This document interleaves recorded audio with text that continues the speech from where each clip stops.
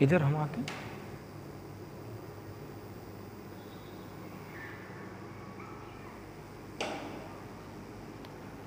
इधर क्या हम आ रहे हैं?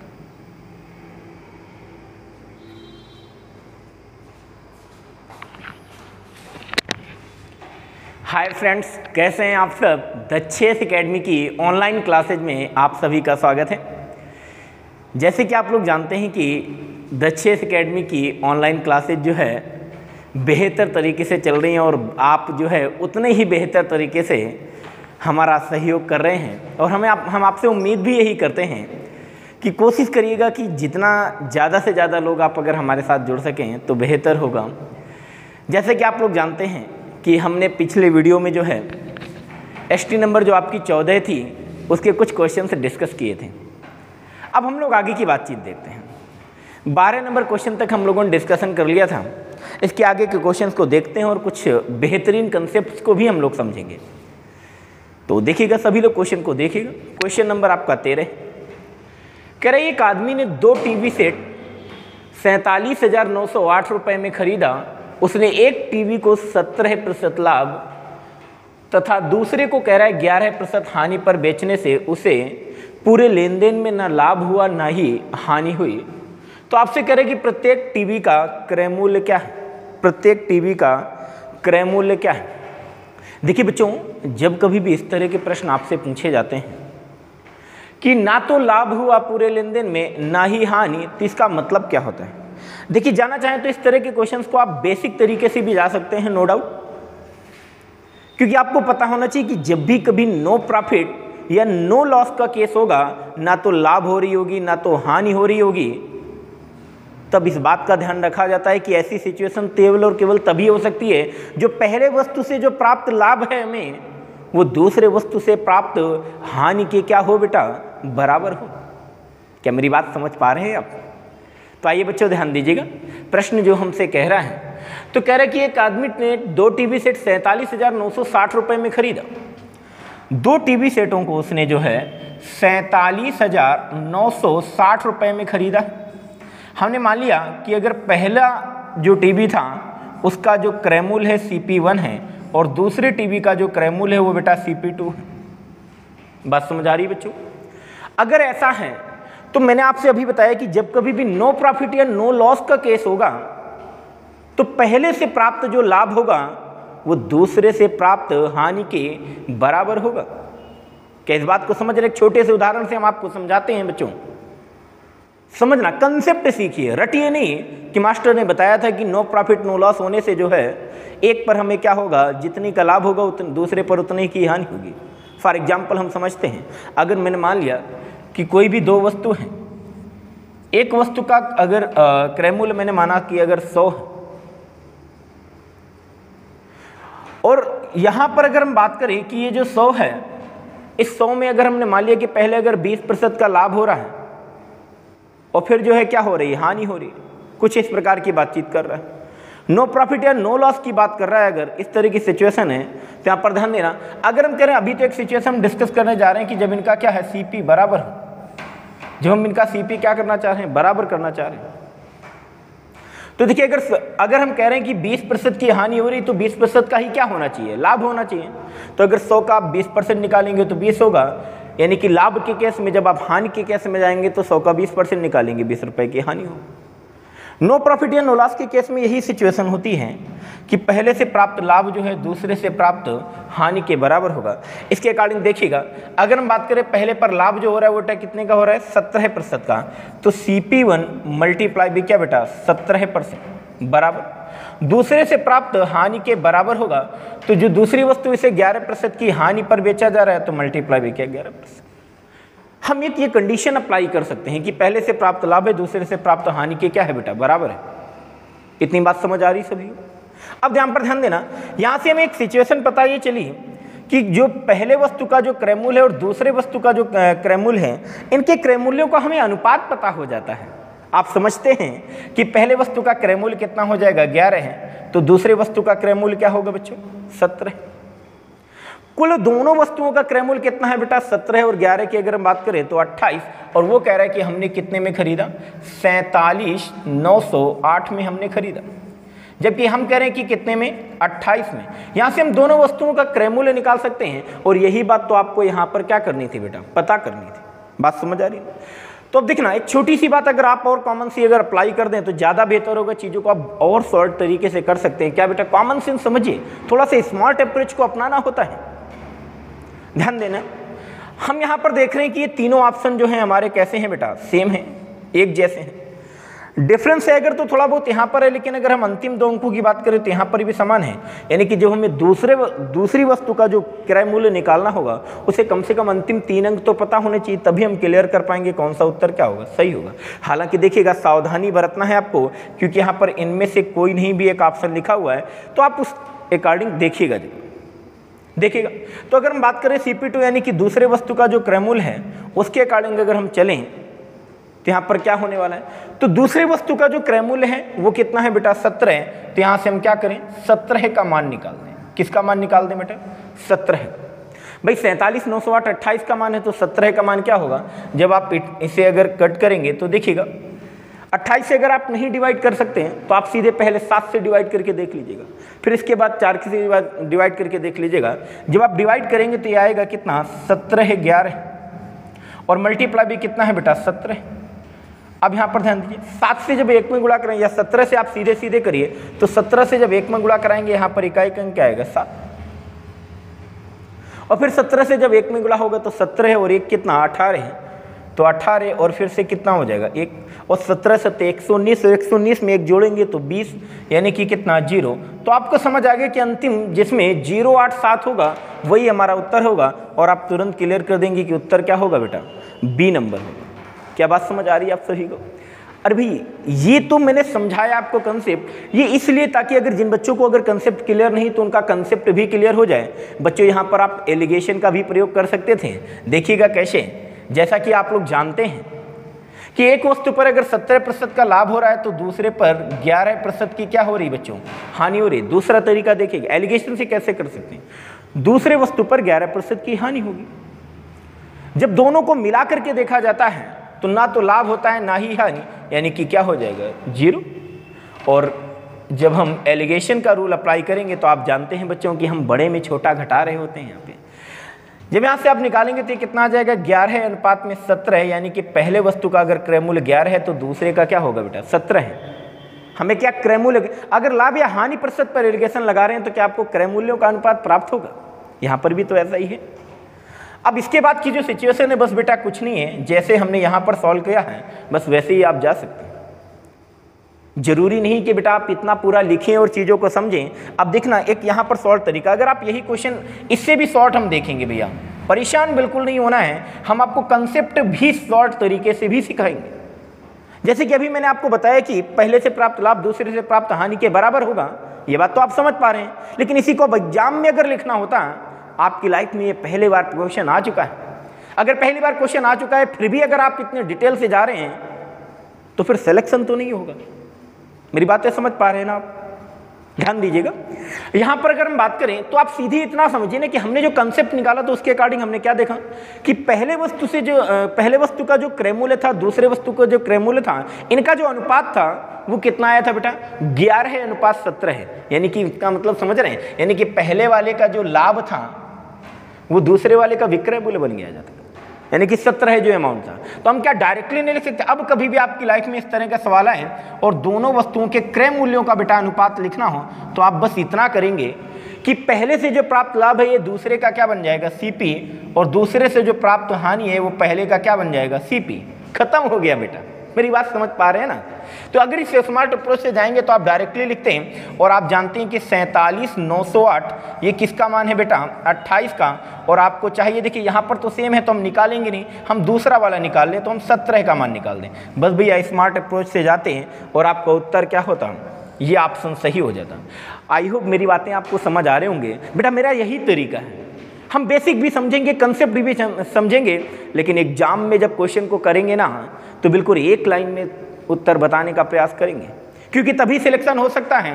अदरवाइज फिर यही होगा कि हमें मैथ तो आती होगी लेकिन हम सिलेक्शन के करीब भी होंगे लेकिन सिलेक्शन नहीं होगा। और सोचिए कितना बुरा लगता है जब हम सिलेक्शन के करीब हो और सिलेक्शन ना हो। समझ पा रहे हैं ना बच्चों? चलिए नेक्स्ट क्वेश्चन को देखिएगा। नेक्स्ट क्वेश्चन क्या कर रहे हैं बच्चों, समझना। 14 नंबर जो क्वेश्चन आपको दिया गया था, सभी लोग एक बार क्वेश्चन को रीड करिए, बेहतर तरीके से चीजों को सॉल्व करने का प्रयास करिए। वीडियो को पॉज करके एक बार समय लीजिए और प्रयास करिए। देखिए बेटा, देखिए यहां पर कह रहे 22 मीटर व्यास वाले वृत्त के आकार में एक बगीचा बनाया गया है। वहां कह रहे बगीचे के केंद्र में खेल के मैदान के लिए 4 मीटर त्रिज्या का एक वृत्ताकार भाग है बना हुआ है। यह वृत्ताकार रिंग घास द्वारा ढके जाने के लिए कहा गया है। तो इस वृत्ताकार रिंग का क्षेत्रफल वर्ग मीटर में ज्ञात कीजिए। ये जो वृत्ताकार रिंग बनेगी इसका क्षेत्रफल आपको बताना है। सभी लोग प्रयास करिएगा बेटा, और मुझे पूरी उम्मीद है कि आप सभी ने जो है प्रयास कर लिया होगा।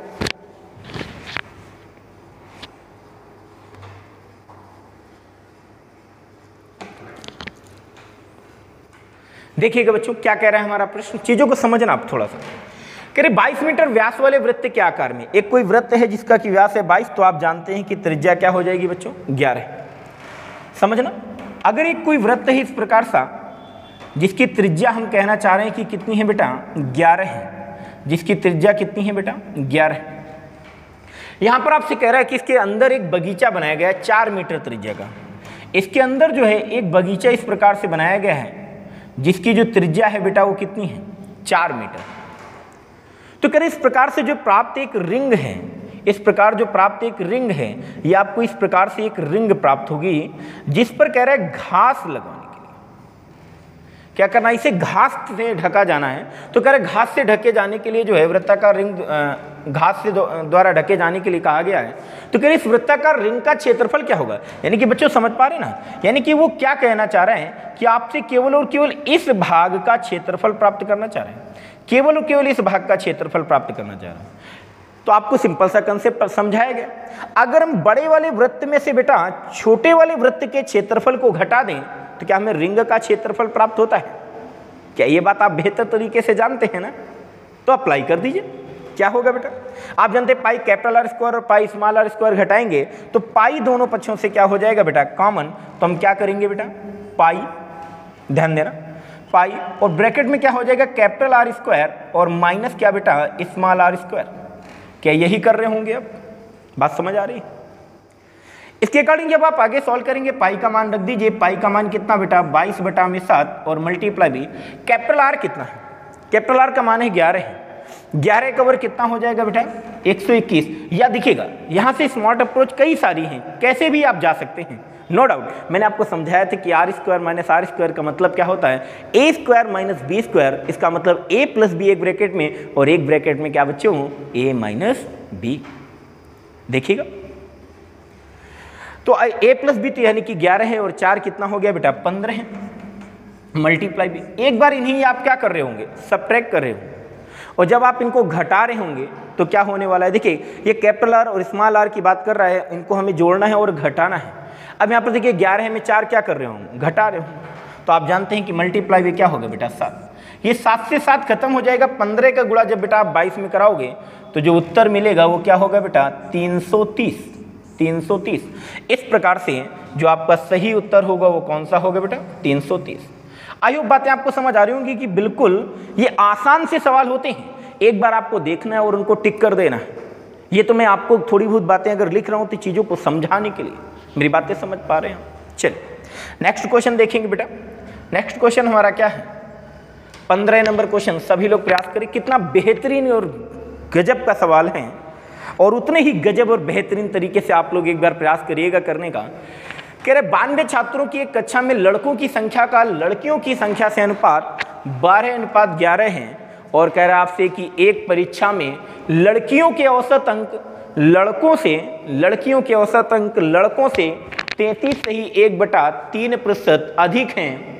यदि सभी छात्रों के औसत अंक 80 हैं तो कह रहा है लड़कियों के औसत अंक कितने हैं, लड़कियों के औसत अंक कितने हैं, ये बात आपको बतानी है। सभी लोग प्रयास करें बेटा, वीडियो को पॉज करके, चाहे थोड़ा सा आपको समय जरूर लगे लेकिन एक बार प्रयास जरूर करेंगे तो कुछ चीजें ज्यादा बेहतर होंगी।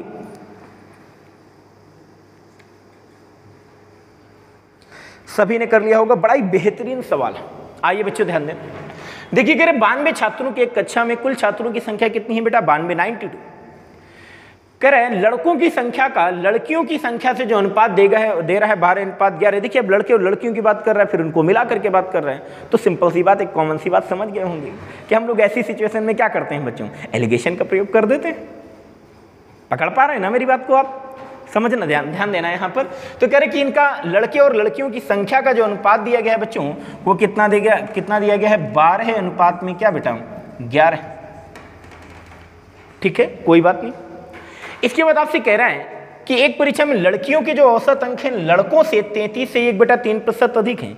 इस बात का मतलब जानते हैं बच्चों आप कि 33 से 1/3% अधिक होने का तात्पर्य क्या है? कि 33 से 1/3% को आप लोग जानते हैं हम भिन्न के रूप में लिख सकते हैं। इसका मतलब 1/3। और अगर हमने लिखा 33 से ही 1/3% को 1/3, तो आप जानते हैं कि अगर पहले यानी कि कह रहे लड़कियों के जो औसत अंक हैं लड़कों से, हमने आपको एक समझाया था कि जब भी कभी शब्द आ जाए लड़कों से, यानी कि जब भी कभी से शब्द का प्रयोग हो तो किसकी बात करते हैं बच्चों? क्या हम नीचे वाली की बात करते हैं? समझ पा रहे हैं ना? तो यहां पर ध्यान देना, यानी कि लड़कों से, यानी कि लड़कों को अगर हम बेटा 3x मान लें और कह रहे 33 से ही 1/3% अधिक है, इसका मतलब क्या बच्चों? 33 से ही 1/3%, इसका 33 से 1/3% बच्चों कहाँ लिखा होता है? क्या ऊपर लिखा गया होता है? यानी कि इतना अधिक है, तो अगर लड़कों की संख्या, लड़कों के औसत अंक 3x हैं, तो क्या आप डिक्लेयर कर देंगे बच्चों की लड़कियों के औसत अंक कितने होंगे? क्या 4x होंगे? बात समझ आ रही है ना? अब ध्यान देना, तो यहां पर हम लिख लें, अगर ये लड़के और लड़कियों की संख्या का अनुपात है बेटा कि 12 अनुपात में क्या 11 है, तो लड़कों के औसत अंक अगर 3x हैं तो लड़कियों के कितने होंगे बेटा? 4x। बातें क्लियर हैं इतनी? अब यहां पर समझिएगा, लेकिन वो आपसे कह रहा था कि यदि सभी छात्रों के औसत अंक देखे जाएं तो कितने हैं? 80, यानी कि इनके बीच की बात कर रहे हैं, तो यहां पर क्या हो जाएगा बेटा? 80। और एलिगेशन का कंसेप्ट आप जानते हैं कि हम बड़े में क्या कर रहे होते हैं? छोटा घटा रहे होते हैं। जब आप इसे सॉल्व करेंगे तो क्या बच्चों यही करेंगे? क्या 80 - 4x बराबर क्या 12? तो ध्यान देना, 80 - 4x बराबर कितने के बच्चों? क्या 12 के आप करेंगे? या फिर सिचुएशन यहां से आप ले सकते थे कि 80 माइनस के यहाँ पर 3x बराबर एक बार आप क्या कर देते? 11 कर देते हैं। तो ये जो सिचुएशन बनेगी वो क्या बनेगी बच्चों? ध्यान देना कि 80 माइनस का 4x बराबर यहाँ पर 12 की दिया गया है, तो यहाँ से अगर हम कह दें कि 12 का मान, तो अब देखना यही चीज समझना, मैंने बताया था कि कौन छोटा और कौन क्या बड़ा। क्या हम 80 - 4x कर रहे होंगे कि 4x - 80 कर रहे होंगे? यही तो दो सिचुएशन ही आपको केवल और केवल समझनी है। तो ध्यान देना, यहाँ पर हमसे पूछा क्या गया उसके अकॉर्डिंग देखिए, हमसे पूछा गया लड़कियों के औसत अंक क्या होंगे, जो पूछा गया उसके अकॉर्डिंग चलिए लड़कियों के औसत अंक, यानी कि लड़कियों के औसत अंक कितने हैं बच्चों? 4x हैं। अगर लड़कियों के औसत अंक 4x हैं तो यहाँ पर इसका मान क्या होगा? ज़्यादा है। अगर ये बड़ा होगा तो हम बड़े में छोटा घटाएंगे, तो यहाँ पर ये ना करके बच्चों क्या कर रहे हो? 4x - 80, 4x - 80 बराबर कितने के बेटा? 12 के। और यहाँ से जब आप 4x का मान निकालेंगे तो 12 में अगर 80 जोड़ेंगे तो कितना आएगा बेटा? 92। आपसे कह रहा था लड़कियों के औसत अंक निकालिए, आपने तुरंत क्लियर कर दिया। लड़कियों के औसत अंक बच्चों मतलब 4x, यानी कि 4x बराबर कितने के? 92। समझ आया? अगर फिर भी कोई बात नहीं समझ आ रही तो एक बार वीडियो को बैक जाइएगा और दोबारा से देखिएगा। कंफर्म है, बिल्कुल शॉर्ट तरीके से आप कर सकते हैं। इतना ही करना है बेटा एग्जाम में, इस लाइन को केवल लिख देना है। नेक्स्ट क्वेश्चन देखेंगे बच्चों।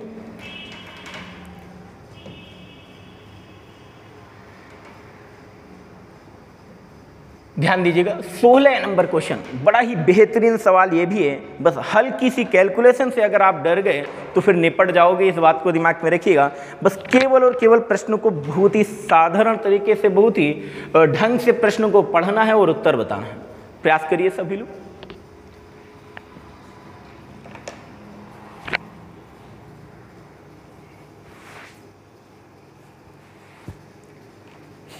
देखिए बच्चों यहां पर क्या कह रहे हैं प्रश्न, एक अधूरे पिलर के शीर्ष का जो उन्नयन कोण है उसके आधार से 150 मीटर दूरी पर है। एक कोई अधूरा पिलर, वो कह रहा है आपसे कि कोई एक अधूरा पिलर है, मैंने मान लिया कि इसके ऊपर भी अभी बनना होगा, एक अधूरा पिलर।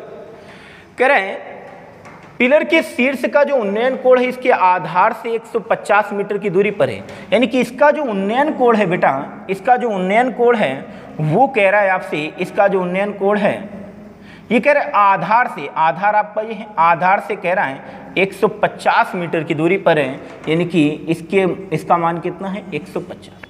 आधार से 150 मीटर की दूरी पर स्थित एक बिंदु से 30 अंश है, यानी कि इस उन्नयन कोण का मान कितना है 30 अंश है, ये 30 अंश है। इसके बाद ध्यान देना, कह रहे यदि बिंदु से उन्नयन कोण 45 अंश होता, अगर कह रहा है बिंदु से उन्नयन कोण 45, बेटा देखिएगा अब अगर ये कोण अभी 30 है, उन्नयन कोण 45 होना है तो ये मान बढ़ेगा। तो यानी कि ये जो खंभा था हमारा अधूरा, इस खंभे की लंबाई भी क्या बेटा बढ़ेगी, हमने मान लिया इतनी लंबाई बढ़ गई। तो अब इस तरह की जो सिचुएशन होगी इसमें अब क्या हो रहा होगा बच्चों, ध्यान देना, यानी कि अब जो कह रहा है ये जो उन्नयन कोण का मान है, ये पूरा मान ये कितना है बेटा 45 है। ध्यान से देखना चीज़ों, ये 45 अंश होता तो कह रहा है पिलर की ऊंचाई कितने मीटर बढ़ जाती, कितने मीटर बढ़ जाती। पहले बच्चों इतनी ही ऊंचाई तो थी, हमने मान लिया कि इतनी ऊंचाई बढ़ जाती, जिसको हम बोले दे रहे हैं क्या बेटा x।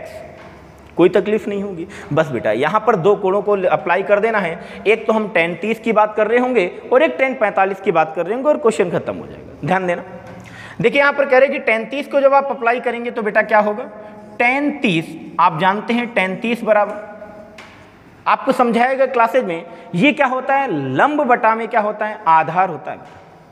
अगर हम इस वाले त्रिभुज की बात करें, tan 30 का कोण ले रहे हैं तो हम इसकी बात कर रहे हैं, तो यहाँ पर लंब का मान हमें नहीं पता है, लेकिन हमें आधार तो पता है बच्चों, आधार कितना है 150, आधार 150 है। tan 30 का मान होता है बेटा कितना है 1 बटा अंडर रूट क्या 3, 1 बटा अंडर रूट 3, और यहाँ पर माइनस का कितना बेटा 150 बराबर ये कितना हो जाएगा L हो जाएगा। जो L का मान आएगा, सॉरी एक मिनट बच्चों ध्यान देना, यहाँ पर अगर हम बात करें tan 30 बराबर क्या बेटा लंब बटा आधार, लंब बटा में कितना बेटा 150, तो यहाँ से जो लंब का मान निकल कर क्या आएगा वो क्या आएगा 150 बटा में क्या अंडर रूट का 3, 150 बटा में अंडर रूट 3, ये है क्या लंब का मान। इसी प्रकार से अगर हम कहें बच्चों ध्यान देना कि अगर हमें tan 45 एक बार लगा दीजिए, तो जैसे ही आप tan 45 अप्लाई कर रहे होंगे, tan 45 बराबर ये भी होता है लंब बटा में आधार, आप ये निकाल चुके हैं x प्लस का कितना बेटा लंब कितना है यहाँ पर x प्लस का 150 बटा में क्या बेटा अंडर रूट का 3, और x प्लस 150 बटा में अंडर रूट 3 tan 45, और यहाँ पर आधार कितना है बेटा 150, और आप जानते हैं कि tan 45 का मान कितना होता है 1 होता है, अप्लाई कर दीजिए भी। तो जैसे आप इसे अप्लाई करेंगे तो कितना हो जाएगा 150 माइनस बेटा x का मान इधर भी ले आइए तो 150 बेटा कितना हो जाएगा रूट का 3 बराबर क्या आ जाएगा x। अब देखिए थोड़ा सा कैलकुलेशन को अगर आप स्टार्ट करना चाहते हैं तो थोड़ा सा स्मार्ट अप्रोच को अपनाना होगा। आप ये अगर चाह रहे हैं कि नीचे से जो है रूट 3 किसी तरह कैंसिल हो जाए तो चीज़ें हमारे लिए आसान हो जाएंगी, क्या करिए बच्चों आप रूट 3 का ऊपर नीचे क्या कर देंगे गुणा कर देंगे।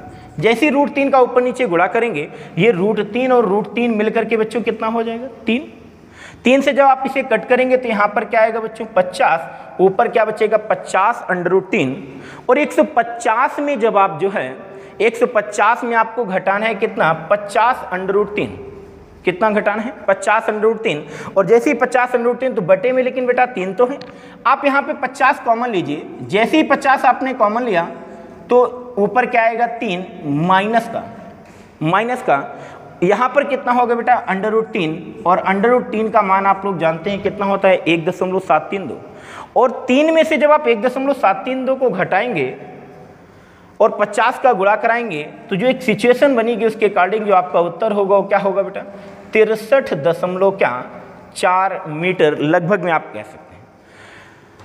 क्लियर है, बस 2 ही मान अप्लाई करने से tan 30 और tan 45 के आप बेहतर तरीके से क्वेश्चन को सॉल्व कर सकते हैं। नेक्स्ट क्वेश्चन देखिएगा बेटा 17 नंबर क्वेश्चन, सभी लोग ध्यान दें, देखिएगा ये जो क्वेश्चन है ना मेरे मामले में इतना बेहतरीन सवाल है बेटा, एग्जाम में पूछा गया क्वेश्चन है। अगर आप जो है अपनी बेसिक अप्रोच से जा रहे होंगे तो बहुत ज़्यादा समय लगाएंगे, लेकिन अगर आप चीज़ों को थोड़ा सा एनालाइज करके चलेंगे तो बहुत ही आसानी से प्रश्नों को बता सकते हैं। कह रहे कि दो जीवाएं आपसे कह रहा है AB तथा कह रहा है CD हैं, 2 जीवाएं AB और CD हैं, और इनकी लंबाई दे रहा है कह रहा है 54 सेंटीमीटर और 72 सेंटीमीटर है। यदि जीवाएं वृत्त के केंद्र से समान दिशा में हैं तो उनके बीच की दूरी कह रहा है 9 सेंटीमीटर है, तो वृत्त की त्रिज्या ज्ञात करें कि वृत्त की त्रिज्या का मान क्या होगा। सभी लोग प्रयास करें बेटा। बड़ा ही बेहतरीन सवाल है। कम अगर आप 1 से 2 मिनट इस प्रश्न में खर्च कर दे रहे हैं तो कोई बड़ी बात नहीं है, लेकिन हम आपको 10 से 15 सेकंड में भी करना सिखाएंगे। लेकिन अभी अगर आप पहली बार इस प्रश्न को कर रहे हैं और 1 से 2 मिनट का समय लग जा रहा है तो कोई बड़ी बात नहीं है।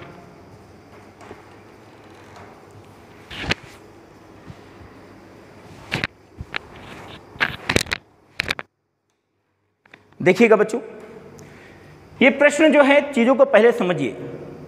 हम लोग अगर लैंग्वेज के आधार पे अगर हमने आकृति बना ली तो प्रश्न आसानी से सॉल्व हो जाएगा। क्या क्या? 2 जीवाएं हैं AB और CD, एक की लंबाई कम है, एक की लंबाई ज़्यादा है। कॉमन सी बात आप समझ पा रहे होंगे कि अगर जीवाएं हैं 54 सेंटीमीटर और 72 सेंटीमीटर की हैं, तो अगर कोई भी एक वृत्त हम बना लें इस प्रकार से बच्चों, एक कोई ये वृत्त है, इस वृत्त में कह रहा है एक जीवा 54 सेंटीमीटर के, तो छोटी जीवा है तो यहाँ पर क्या रहेगी बेटा? नीचे रहेगी। तो हमने मान लिया कि एक जीवा ये इस प्रकार से है जिसकी लंबाई कितनी है बेटा? 54 सेंटीमीटर। इसी प्रकार से कह रहे एक दूसरी जीवा है, एक दूसरी जीवा है जिसकी लंबाई है कितनी? 72 सेंटीमीटर। तो हमने मान लिया एक जीवा ये कुछ इस प्रकार से होगी जिसकी लंबाई कितनी है बच्चों? 72 सेंटीमीटर। आप समझ पा रहे हैं? अब यहाँ पर कह रहे हैं कि इनके बीच की दूरी बेटा, समझ रहे हैं ना, ये 2 जीवाएं हैं, इनमें कह रहा है आपसे कि इनके जो बीच की दूरी है, यानी कि इस प्रकार से बात कर रहे हैं इसकी, तो ये इसकी दूरी कितनी है? 9 सेंटीमीटर है। तो कह रहे हैं वृत्त की त्रिज्या ज्ञात करो। वृत्त की त्रिज्या ज्ञात करने से तात्पर्य क्या है बच्चों? कि अगर हम यहाँ पर ये केंद्र है, अगर हम इसे इस तरह से परिधि से यहाँ पर बेटा मिला दें तो क्या ये जो फॉर्म होगा ये क्या इसकी त्रिज्या ही होगी? समझ पा रहे हैं? इसी प्रकार से अगर आप इस त्रिभुज में देखें, अगर हम इसको इससे मिला दें, यहाँ से इसे भी अगर हम यहाँ से वृत्त की परिधि से मिला दें तो ये जो है आपकी, ये अगर हम त्रिज्या है तो क्या ये भी त्रिज्या होगी?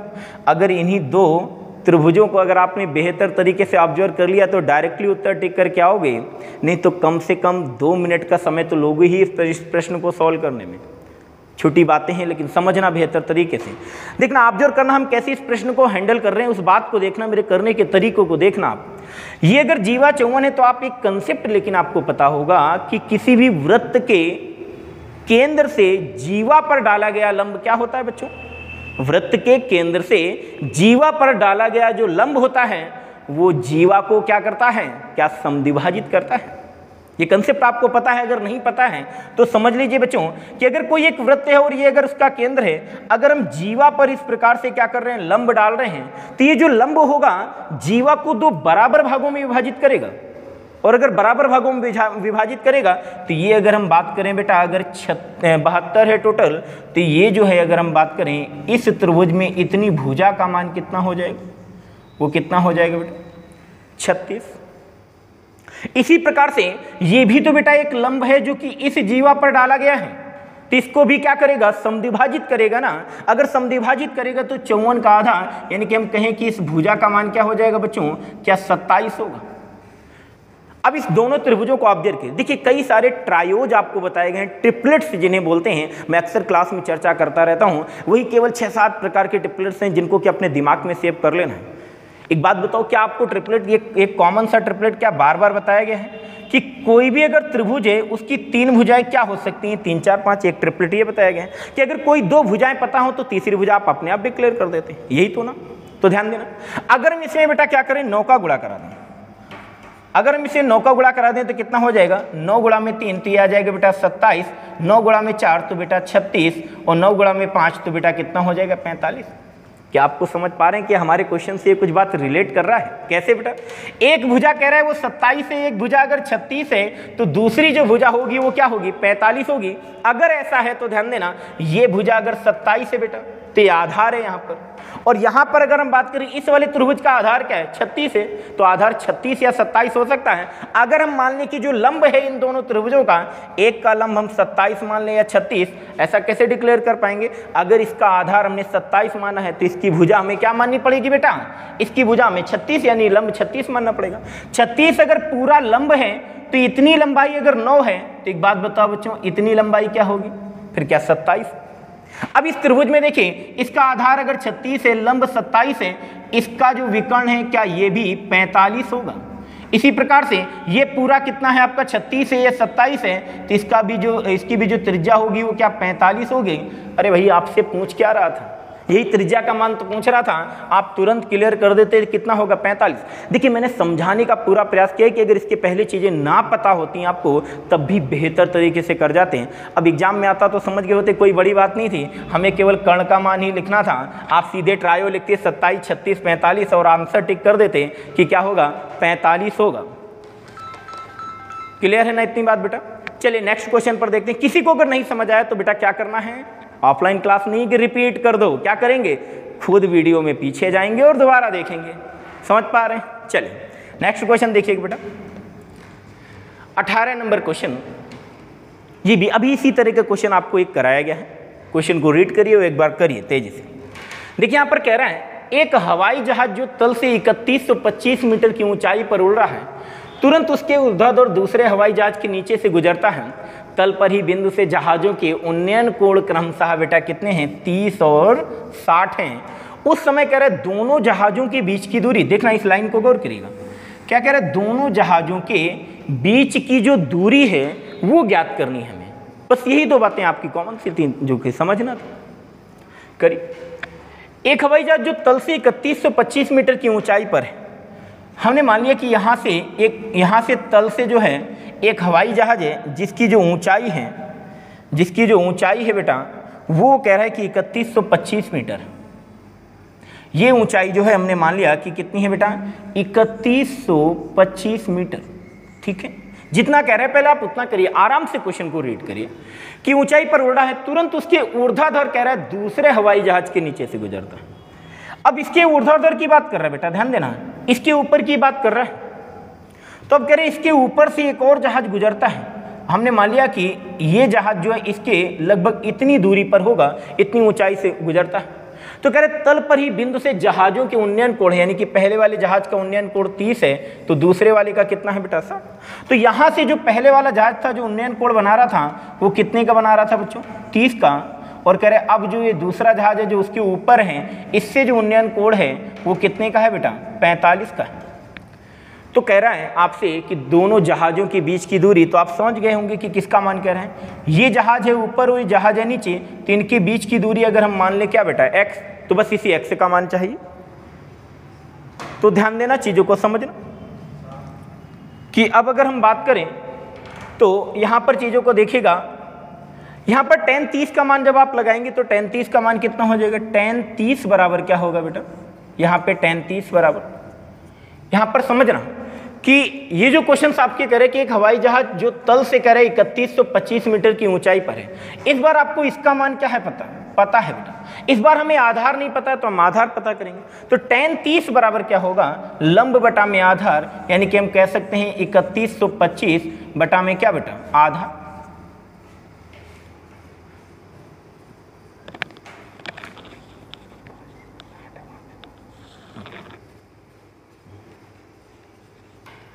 ठीक है, यहां पर देखिए अगर हम बात करें tan 30 बराबर क्या है, 3125 बटा में क्या है, a। अब अगर 3125 बटा में कितना है बेटा a, तो a इधर आएगा। tan 30 का मान आप जानते हैं कितना होता है, 1 बटा √3। तो यहां से आधार कितना आ जाएगा बच्चों, आधार होगा 3125 और यहां पर 1 बटा √3 तो गुणा होगा बेटा, तो कितना हो जाएगा 3125 √3। क्या बात समझ। अब इसी प्रकार से यहां पर ध्यान देना बेटा, जो आगे कह रहा है आपसे कितना, tan 45। अच्छा एक मिनट बच्चों, यहां पर ध्यान देना कि 30 और 45 ना कह के क्या कह रहा है 60। थोड़ा सा इसको करेक्ट कर लेना, मैंने शायद यहाँ पर 45 लिख दिया है, इस बात को ध्यान देना। यहाँ पर 45 ना होकर के बेटा क्या हो रहा होगा, 60 हो रहा होगा, यानी कि उन्नयन कोण कितना है 60। अगर उन्नयन कोण 60 है तो यहाँ से tan 60 का मान आप लगा दो बेटा। तो जैसे ही आप tan 60 कर रहे होंगे तो tan 60 बराबर क्या होगा, x प्लस का 3125, x प्लस 3125 बटे में क्या है बेटा, बटे में है आपका कितना, आधार का मान आप निकाल चुके हैं, कितना है 3125 अंडर रूट क्या 3। tan 60 का मान आप जानते हैं कितना, √3। तो √3 का और इसमें गुणा होगा तो ये हो जाएगा 3125 मल्टीप्लाई भी क्या बेटा 3 और बराबर x प्लस का 3125। यहाँ से जब आप x का मान निकालेंगे तो ये कितना हो जाएगा 3125 और 3 में 1 घटाएंगे तो मल्टीप्लाई भी क्या बेटा 2, ये सिचुएशन बनेगी। तो आप समझ पा रहे होंगे कि अगर हम यहाँ पर बात करें तो 125 दूना 250 और 3 यानी कि 6000। तो आप समझ पा रहे होंगे कि जो x का मान है यानी कि उनके जो बीच की दूरी है वो क्या होगी 6250। बिल्कुल आसान, बिल्कुल सरल से सवाल हैं, इनमें कोई बहुत बड़ी बातें नहीं कह रहा है बेटा, आप आसानी से कर सकते हैं। चलिए नेक्स्ट क्वेश्चन की तरफ आगे बढ़ते हैं बेटा। नेक्स्ट क्वेश्चन आपसे क्या कह रहा है, ध्यान देना। 19 नंबर, एक जीवा कह रहा है वृत्त की त्रिज्या के बराबर है। इन जीवा द्वारा कह रहा है वृत्त के लघु खंड पर बनाया गया कोण का मान ज्ञात कीजिए। सभी लोग प्रयास करें बेटा।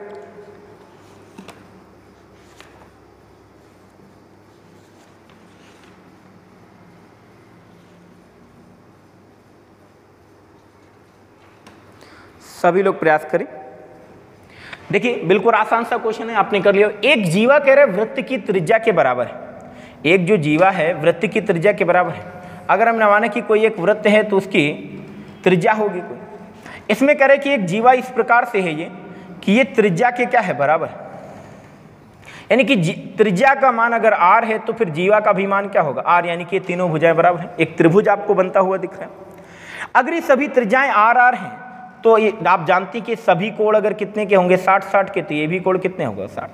आपसे कह रहा है लघु वृत्त पर बने कोण का मान ज्ञात कीजिए, यानी कि इनसे जो यहाँ पर बेटा कोण बन रहा है ना, यहाँ पर जो कोण बन रहा है ना, इनका मान आपको बताना है। तो ध्यान दें, आप जानते हैं कि अगर हम इसे क्या करें, यहाँ से अगर हम मिला दें इस प्रकार से तो होगा क्या, ये केंद्र पर बना कोण है और ये क्या है परिधि पर बना कोण है। आप जानते हैं केंद्र पर बना कोण परिधि पर बने कोण का क्या होता है, केंद्र पर बना कोण परिधि पर बने कोण का क्या होता है, दोगुना होता है। यहाँ पर समझिएगा, या परिधि पर बना कोण जो है केंद्र पर बने कोण का क्या होता है आधा।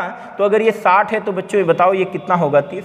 क्या आपको लगता नहीं कि ये बिंदु और ये बिंदु और ये बिंदु वृत्त पर लाई कर रहे हैं तो एक चक्रीय चतुर्भुज बनेगा, और चक्रीय चतुर्भुज बनेगा तो आमने सामने के कोणों का योग क्या होगा बेटा 180। तो ये अगर 30 है तो ये कितना हो जाएगा बेटा, क्या 150 होगा। आप निपटा देंगे, इसका उत्तर क्या होगा 150। चलिए नेक्स्ट क्वेश्चन देखिएगा सभी लोग। 20 नंबर क्वेश्चन देखना, कह रहे एक फल के 8 डिब्बे 9600 रुपए में खरीदे जाते हैं।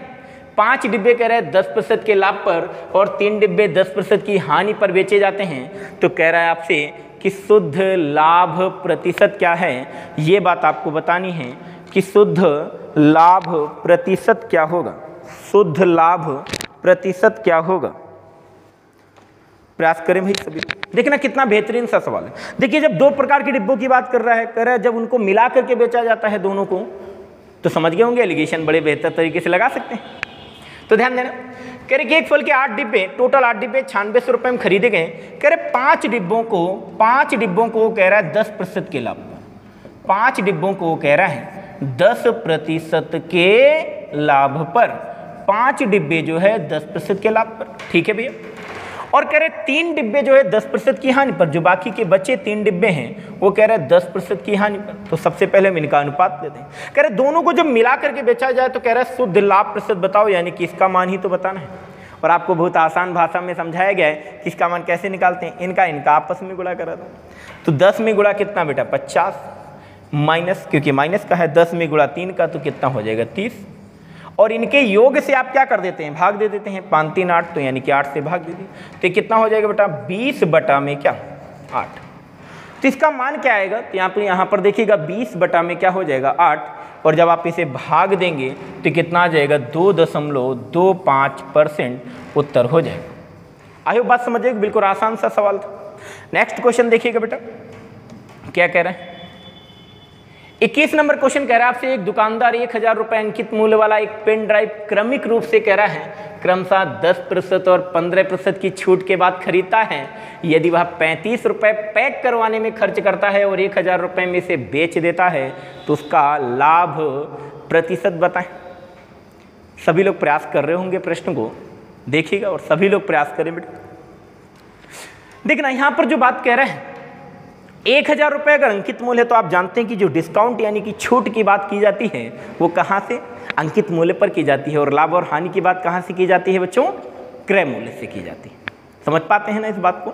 चलिए ध्यान दीजिएगा, यहाँ पर अगर 1000 रुपये अगर अंकित मूल्य है तो एक बात बताओ बच्चों कि अगर अंकित मूल्य जो है हमारा वो कितना है बेटा 1000 रुपये, हम जो पहला डिस्काउंट दे रहे हैं वो कितने का दे रहे हैं बेटा 10% का, तो 10% डिस्काउंट दे रहे हैं, तो 100 की चीज 90 में बेच रहे हैं, यानी कि कितने की बिकी? 90 बटा में क्या बेटा? 100। इसी प्रकार से बच्चों 15% का जब हम डिस्काउंट दे रहे हैं तो क्या होगा? 85 बटा में क्या? 100, यानी कि वस्तु कितने की बेची जा रही है? इतने की बेची जा रही है। किसी को कोई तकलीफ नहीं है ना? बस भैया निपटा दो। आप जानते हैं कि यहाँ पर अगर देखा जाए तो ये 3 जीरो और यहाँ से अगर हम ये 3 जीरो की बात करें तो निपट जाएगा, और ये जो 1 जीरो है आपका ये यहाँ से निपट जाएगा। बस बचा क्या? 9 गुणा में कितना? 50। तो ये कितना हो जाएगा? 72, यानी कि 720 और कितना? 35। तो यहाँ पर कितना हो जाएगा? 45, आप कह सकते हैं 5, और 72 आपका कितना? 72 में 4 यानी कि 76, तो यानी कि 700 क्या? 65। मल्टीप्लाई होकर के कितना है बेटा? 765। अब ये 765 रुपए की तो खरीदा, लेकिन उसने क्या कहा? हमने जो है 35 रुपए पैक करवाने में खर्च कर दिया, तो 35 रुपए हमारा खर्चा और आ गया। तो जब हमने 35 रुपए और खर्च कर दिया तो वस्तु कितने की पड़ी? 65 और 35 कितना? 800, यानी कि वस्तु हमें कितने की पड़ी? 800 की। और वो आपसे कह रहा है कि इसे कितने रुपए में बेच दिया गया? 1000 रुपए में बेच दिया गया। अब एक बात बताओ बच्चों, 800 रुपए की वस्तु को कितने में बेच दिया गया? 1000 में। तो कितने का लाभ हुआ बेटा? क्या 200 का लाभ हुआ? और ये जो 200 का लाभ हुआ, लाभ और हानि कहाँ से देखते हैं? अभी बताया था, क्रय मूल्य से। तो कितना? 800। तो 800 से लाभ हुआ, मल्टीप्लाई भी क्या कर दीजिए बेटा? 100, निपटा दीजिए। ये 2 जीरो से 2 जीरो निपट जाएंगे। अगर हम बात करें तो यहाँ से अगर 200 बटा में 8, तो आप जानते हैं कि कितना आएगा? क्या 25 आएगा? यानी कि आपको जो उत्तर हो जाएगा वो कितना हो जाएगा बेटा? 25%। वो आपसे कह रहा था कि हमें उसका लाभ प्रतिशत ज्ञात कीजिए, तो कितना होगा बेटा? 25%। आयु बेहतर तरीके से चीज़ें आपको समझ आ रही होंगी। अगर समझ आ रही है तो बेटा कम से कम लाइक तो कर दीजिएगा। समझ पा रहे हैं? लाइक करना है, और याद रखिएगा विषम बार लाइक करिएगा, सम बार मत करिएगा। जो आप जो है जोश में आकर के एक बार लाइक ना करके 2 बार कर देते हैं ना, तो वो फिर से हट जाता है। समझ पा रहे हैं ना? कई सारे बच्चे इतने प्यारे हैं, वो कहते हैं कि नहीं सर हम 1 बार नहीं, हम 2 बार लाइक कर देते हैं, 2 बार नहीं हम 4 बार लाइक कर देते हैं, लेकिन बात बराबर हो जाती है। इसलिए मैं कह रहा हूँ आपसे ध्यान देना, समझना बेटा। अगला क्वेश्चन देखिएगा। नेक्स्ट क्वेश्चन क्या करें? कितना बेहतरीन सवाल, बड़ा ही बेहतरीन सवाल, और बिल्कुल आसान तरीके से क्वेश्चन को कर सकते हैं। सभी लोग प्रयास करें, एक बार क्वेश्चन को रीड करिए, आप पहले वीडियो को पॉज करिए और सॉल्व करिए क्वेश्चन को। कह रहे कि 2 बस एक घर से 5 मिनट के अंतराल पर चलना शुरू करती हैं और एक ही दिशा में 10 किलोमीटर प्रति घंटे की चाल से चलती हैं। विपरीत दिशा में उस घर की ओर आती हुई एक महिला को किस चाल से चलना होगा जिसे वह दोनों बस से 3 मिनट के अंतराल पर मिल सके? अगर आप लैंग्वेज को आपने पहले कभी नहीं पढ़ा है तो थोड़ा सा कंफ्यूज कर सकते हैं, लेकिन अगर आप जानते हैं चीज़ों को, किस तरह के प्रश्नों को कैसे किया जाता है, तो बिल्कुल आसान तरीके से कर सकते हैं। जानते हैं ना? देखिएगा, कह रहे दोनों बसें जो है कितने मिनट के अंतराल पर चलती हैं बेटा? 5 मिनट के अंतराल पर चलती हैं। अगर दोनों बसें 5 मिनट के अंतराल पर चलती हैं, ऐसी सिचुएशन में आप लोग जानते हैं कि जो पहले वाली बस होगी वो अगर निकल गई अभी, तो दूसरी वाली बस कब चलेगी? इसके 5 मिनट के बाद चलेगी। तो हम इस तरह की सिचुएशन में करते क्या हैं बेटा, हम जो पहले बस चली गई तो हम ये पता करते हैं उस 5 मिनट में जो है कितना दूर चली गई होगी। इस बात को हम पहले पता कर लेते हैं। तो देखिएगा इस 5 मिनट के अंतराल में हुआ क्या होगा, तो बस कितना आगे निकल गई होगी? तो भैया 10 किलोमीटर प्रति घंटे की रफ्तार से जा रही है, यानी कि हमारे कहने का मतलब है 60 मिनट में वो कितने किलोमीटर जाती है? 10 किलोमीटर जाती है 60 मिनट में। तो 5 मिनट में कितना निकल गई होगी? तो बस इस बात को हमें देखना है, 5 मिनट में वो कितना निकल गई होगी। तो आप जानते हैं इसका 1/12 गुना, यानी कि 10/12 है क्या? किलोमीटर। इतने किलोमीटर वो आगे निकल गई होगी। इसे अगर आप और सरल करेंगे तो आप ये कह सकते हैं बराबर 5 बटा में क्या बेटा? 6 किलोमीटर आगे निकल गई होगी। कितना आगे निकल गई होगी? 5/6 किलोमीटर। अब देखिएगा होगा क्या, सिचुएशन समझिए, पहले कंडीशन को देखिएगा। आप लोग क्लास में जब पूरा कंसेप्ट हम डिस्कस करेंगे, चैप्टर पढ़ाएंगे, तो हम आपको और बेहतर तरीके से इसमें घुसने का प्रयास करेंगे, बिल्कुल विजुलाइज करेंगे कि एक चीज़ को। अभी हम केवल सॉल्यूशन पर ध्यान देते हैं, फिर भी समझेंगे, ऐसा नहीं कि रटेंगे नहीं, बस यही तो मेरी आदत नहीं है। हम आपको रटाएंगे नहीं, चीज़ों को समझाएंगे, कंसेप्ट बताएंगे। पकड़ पा रहे हैं? चलिए ध्यान दीजिए। कह रहे 5/6 किलोमीटर, यानी कि दोनों बसेज की दूरी जो है 5/6 किलोमीटर की। अब करें इस दूरी को जो है, अब क्या है, एक महिला यहां पर ध्यान देना, यहां पर कह रहा है कि 10 किलोमीटर प्रति घंटे की चाल से चलती है और कह रहा है विपरीत दिशा से, बेटा विपरीत दिशा से उस घर की ओर कह रहा है आती हुई एक महिला को किस चाल से चलना होगा जिसे वह दोनों बस से 3 मिनट के अंतराल पर मिल सके। अगर महिला वहीं पे खड़ी रहती बेटा, अगर महिला वहीं पे खड़ी रहे तो एक बस अभी निकली तो दूसरी बस उसे कितनी देर बाद मिलेगी, 5 मिनट के बाद मिलेगी, क्योंकि 5 मिनट में ही बसें जा रही हैं। लेकिन महिला रुकी नहीं रहती है बेटा, कह रहे महिला भी वहां से चलती है विपरीत दिशा, बस इधर से आ रही है, महिला इधर से चल रही है। मेरी बात समझ पा रहे हैं ना? तो जब एक दूसरे की तरफ आ रहे हैं तो अब एक बात बताओ, महिला भी चलेगी तो कुछ दूरी कवर करेगी। अब देखना, अब महिला ने, एक बस निकल गई अभी, अब महिला ने इधर से चलना चालू किया और बस उधर से आ रही है, उनके बीच की दूरी 5/6 किलोमीटर की है, तो उनके बीच की जो दूरी है 5/6 किलोमीटर की। अब महिला इधर से ट्रेवल कर रही है और बस उधर से ट्रेवल कर रही है, क्या हम इनकी दोनों की सापेक्ष चाल की बात कर रहे हैं बेटा? बस भैया निपटा दो। तो देखिएगा, यानी कि दोनों के द्वारा जो है 5/6 किलोमीटर की जो दूरी है इनकी सापेक्ष चाल से क्या की जाएगी, तय की जाएगी। आप जानते हैं चाल बराबर क्या होता है बेटा, दूरी बटा समय। हम कह सकते हैं दूरी बराबर क्या होता है, चाल गुणा में क्या समय। तो ये दूरी है तो बराबर क्या, चाल। चाल दोनों की देखिएगा, एक की 10 है और दूसरे की क्या है, x है। दोनों अगर एक दूसरे की तरफ आ रहे हैं तो चालें जुड़ेंगी, सापेक्ष चाल। तो कह रहे समय जो लगता है वो बेटा कितने का लगता है, कह रहे कितना लगे, 3 मिनट का लगे। 3 मिनट का अगर हम घंटे के हिसाब से देखें तो क्या हम 3 बटा में बेटा क्या 60 कह सकते हैं? बस भैया 3 बटा में 60। इससे अगर आप निपटाना चाहें तो निपटा दीजिए। तो 6 से अगर कट करेंगे तो कितना आ जाएगा, 10 बार। तो यहाँ पर कितना आएगा, 50/3। x बराबर आएगा बेटा कितना, 50/3 और माइनस का क्या हो जाएगा, 10। तो बराबर हम कह सकते हैं 20/3 और 20/3 का मतलब होता है कितना बेटा, 6 सही 2/3 प्रतिशत, या 6 सही 2/3 सॉरी प्रतिशत नहीं, 6 सही 2/3 क्या, यहाँ पर x क्या था, उसकी चाल थी। तो 6 सही 2/3 जो है उनकी चाल थी। यहाँ पर 16 सही 2/3 ना होकर के बेटा क्या होना चाहिए, 6 सही 2/3 इसका सही उत्तर होना चाहिए। अदरवाइज आप इनमें से कोई नहीं ऑप्शन टिक करेंगे। ठीक है, चलिए नेक्स्ट क्वेश्चन देखिएगा बेटा। देखिए यहाँ पर क्या कह रहा है नेक्स्ट क्वेश्चन 23 नंबर, कह रहे त्रिभुज एबीसी में कोण बी बराबर 68 है, कोण सी बराबर 32, भुजा एबी और एसी क्रमशः बिंदु डी और ई को उत्पादित करते हैं। कह रहे कोण डीबीसी और बीसीई के द्विभाजक एफ पर मिलते हैं, बीएफसी की माप क्या होगी, बीएफसी की माप बतानी।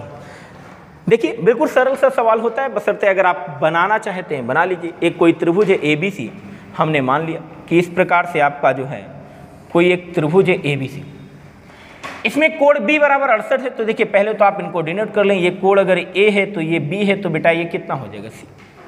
कोण b का मान आपको दिया गया है 68, ये 68 दिया गया है। ये सब लिखना वो नहीं होता है, आपको समझाने के लिए किया है। कोण c बराबर कितना होता है बेटा, 32 होता है। यहाँ पर 32 है कह रहे हैं। AB और AC क्रमशः कह रहे हैं D और E को उत्पादित करते हैं। इसका मतलब क्या हुआ बेटा, D और E को, यानी कि ये आगे तक D तक बढ़ाया जा रहा है और ये आगे तक कहाँ तक, E तक बढ़ाया जा रहा है। ये कहने का मतलब उसके उत्पादित करते हैं। कह रहे कोण DBC और BCE, तो देखिएगा कोण DBC यानी कि इस कोण की बात कर रहे हैं और BCE यानी कि इस कोण की बात कर रहे हैं कि द्विभाजक, यानी कि इनके कोणों के जो द्विभाजक हैं वो कह रहा है कहीं पर मिलते हैं, जिसे कि नाम क्या दे रहा है वो F पर मिलते हैं। तो आपसे कह रहे हैं कि BFC यानी कि इसका मान क्या होगा, BFC का मान क्या होगा।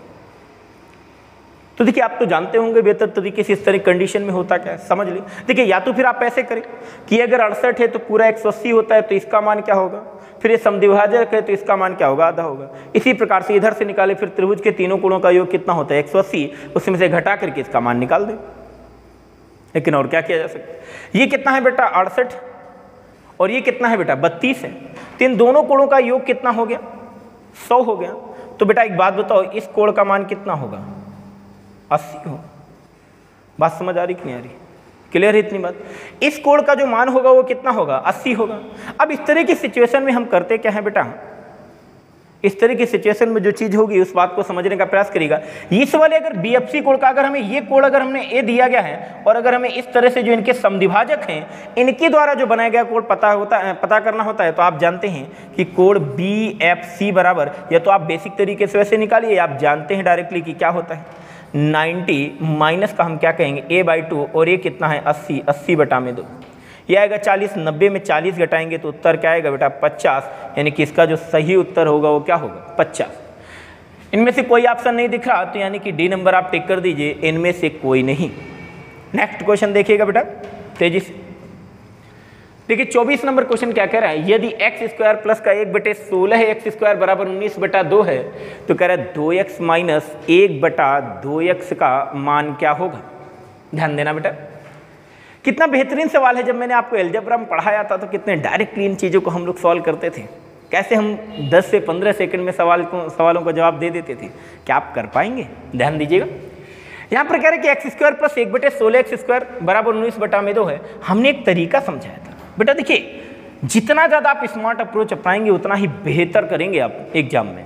हमने आपको समझाया था कि अगर पहचानना है कि यहाँ पर क्या होना चाहिए, इसे देखो, यहाँ पर जो पूछा जा रहा है उसको ऑब्जर्व करो, 2x से 2x, यानी कि जो प्रश्न में दिया गया है ये क्या होना चाहिए, इनके वर्ग यानी कि 2x का वर्ग होना चाहिए।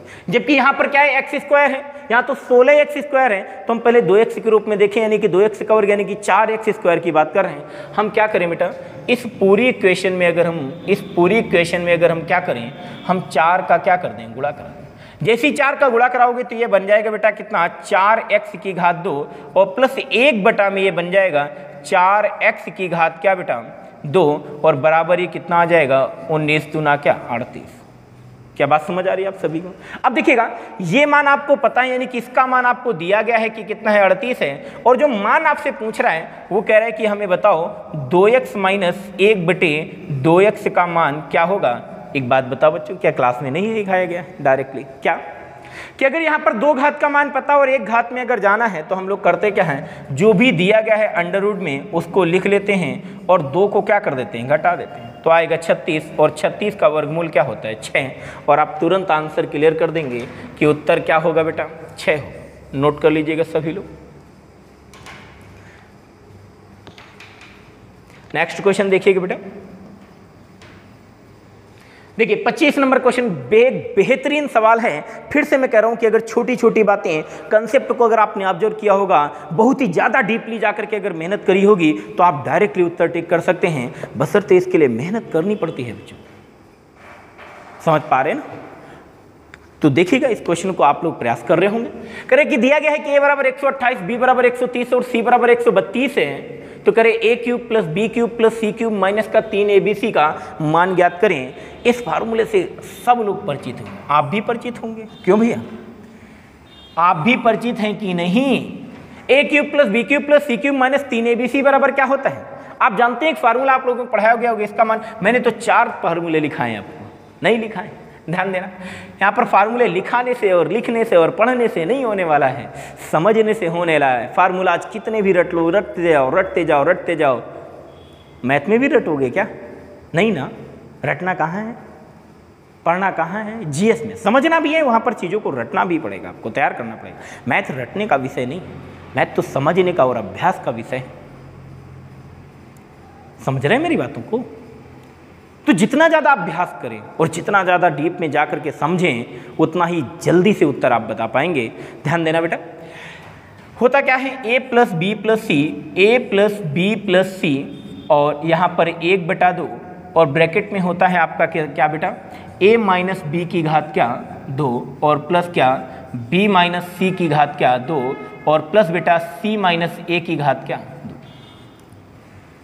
आप लोगों को मैंने एक छोटी सी बात बताई थी, कई सारे बच्चे समझ गए होंगे कि आपको मैंने बताया था कि कभी भी अगर केवल इतने भाग का मान पूछ ले, यानी कि अगर इस तरह की सिचुएशन हो a³ plus b³ plus c³ minus 3abc, ये जो मान दिए गए हों एक छोटे से अंतर में दिए गए हों, आप देख रहे होंगे कि यहाँ पर इन दोनों का अंतर कितना है 2, तो इन दोनों का भी अंतर कितना है 2। अगर इस प्रकार से अगर आपको अंतर दिया गया हो, इस तरह की जो सिचुएशन हो रही हो, तो फिर ध्यान देना कि इस तरह की जो सिचुएशन होती है उसमें हम लोग करेंगे क्या। तो यहाँ पर ध्यान देना, मुझे लग रहा है कट गया पूरा, देख लेते हैं एक बार दोबारा लिख लेते हैं। तो देखिए यहाँ पर जो सिचुएशन होगी, तो देखना इसका मान आपको डायरेक्टली लिखना बताया, हम आपको समझाएंगे कैसे। यहाँ पर हमने लिखा a प्लस बी प्लस सी बेटा, और यहाँ पर 1/2 ब्रैकेट में क्या a माइनस बी की घात 2 और प्लस क्या बेटा b माइनस सी की घात 2 और प्लस क्या c माइनस a की घात क्या 2। जब आप इसे सॉल्व करेंगे तो मैंने तो इसका मान आपको डायरेक्टली करना बताया, इसका मान डायरेक्टली निकालना सिखाया है कि अगर इसका मान आपसे पूछा जाए तो उत्तर क्या होता है। मैंने आपको डायरेक्टली बताया था 3d²। यहाँ पे d² क्या है बेटा, d² क्या है, अंतर है। इसका अंतर कितना बेटा d, और इसका अंतर कितना d, और d का मान कितना है 2, 2 का वर्ग कितना हो जाएगा 4, तो बस बराबर क्या हो जाएगा बेटा 3 गुणा में क्या 4, तो 4 मल्टीप्लाई बाई 3 कितना बेटा 12। आपको लेकिन क्या चाहिए था a³ + b³ + c³ minus 3abc का मान चाहिए। तो क्या करेंगे, a + b + c का बस गुणा ही तो कराना है। तो ध्यान देना, जब आप a + b + c का गुणा कराएंगे तो यहाँ पर कितना, a का मान कितना है यहाँ पर 128, ये कितना है 130, और 100 कितना हो जाएगा 32। अगर आप इसे सॉल्व करेंगे तो कितना हो जाएगा, ये क्या 300, देखिए 100 और ये 100 300। अगर आप 28 और 2 32 से ले लेंगे तो 30 और 3 × 9, यानी कि कितना होगा 390। तो ये क्या हो जाएगा, उत्तर क्या होगा बेटा 390 मल्टीप्लाई में क्या आप क्या 12 करेंगे। क्लियर है इतनी बातें। अब देखिएगा 12 का अगर गुणा आप 0 में करेंगे, यहाँ पर कितना आएगा 0, और यहाँ पर देखना ऑप्शन में आपको सबको दिया गया अंतिम के 2 अंक 0 है, यहाँ पर 80 है, यहाँ पर 80 है। तो आपको ये भी समझ आ रहा होगा कि हालांकि पूरा हमें क्या करना पड़ेगा, सॉल्व करना पड़ेगा। तो यहाँ पर कितना हो जाएगी 0, और यहाँ पर 108 यानी कि कितना 8 और 10 आएगा, और 36 10 कितना बेटा 46। तो आपका जो उत्तर हो जाएगा वो कितना हो जाएगा 4680, यानी कि बी नंबर सही हो जाएगा। अब ध्यान देना, अब कई सारे बच्चों को तकलीफ हो रही होगी कि मास्टर ने डायरेक्टली कैसे कर दिया, 3d² कहाँ से आ गया, क्या कोई ट्रिक की बात है। नहीं बेटा, बस 1 मिनट का समय आपसे चाहूंगा कि अगर हमने इस क्वेश्चन को, इतने लेंदी क्वेश्चन को थोड़ा सा आसान तरीके से किया तो कैसे, इस बात को भी समझिएगा। कॉमन सेंस की बात है, आप फार्मूला ये जानते हैं। देखना बेटा, हम आपको इस बात को बस ये जो कंसेप्ट है इसको 1 मिनट में हम आपको समझा दें कि कैसे हुआ। इन दोनों का अंतर हमने देखा कितना बेटा, समान अंतर है, इन दोनों का भी समान अंतर है, एक सीरीज के रूप में लिखे होते हैं। देखिए 28 30 और क्या बेटा 32। हमने 3d² कैसे लिख दिया डायरेक्टली, समझना, आप भी लिखेंगे। यहां पर हम करें कि अंतर को हम बेटा अगर d मान लें तो इन दोनों में अंतर, इनमें भी अंतर d का हो जाएगा। लेकिन अगर हम कहें इसमें और इसमें जो अंतर होगा वो d का नहीं होगा, किसका होगा, पकड़ पा रहे हैं ना मेरी बात को, क्या इनका अंतर होगा वो होगा 2d का होगा। समझ पा रहे हैं, ये 2 अंतर है यहाँ पर, देखिए 2 पद की बात है, समझ पा रहे हैं। अब बस अप्लाई कर दो 1/2 बेटा, देखिए a - b कह रहा है ना, a - b का वर्ग, a - b का वर्ग, अंतर कितना d, यानी कि d का वर्ग। ठीक है भैया, हमने लिख दिया प्लस, फिर कह रहे b - c का वर्ग, अंतर कितना है d, यानी कि d का वर्ग। और प्लस यहीं पर बच्चे गलती कर जाते हैं, उनको भी लगता है कि यहाँ भी d होगा और d का वर्ग लिख देते हैं। नहीं भैया, संभल जाइए थोड़ा सा, इनमें अंतर कितने का 2d का, तो 2d का वर्ग करेंगे तो कितना हो जाएगा बच्चों 4d का वर्ग। इन्हें जोड़ेंगे तो 6d वर्ग, और 6d वर्ग को 2 से भाग देंगे तो क्या आप खुद नहीं कह सकते कि उत्तर क्या आएगा 3d², जैसे हमने डायरेक्टली सॉल्व किया था। डायरेक्टली उत्तर बताएंगे कि इसका उत्तर क्या होगा, भैया बताओ अंतर कितना है, और d² और खत्म कर देंगे।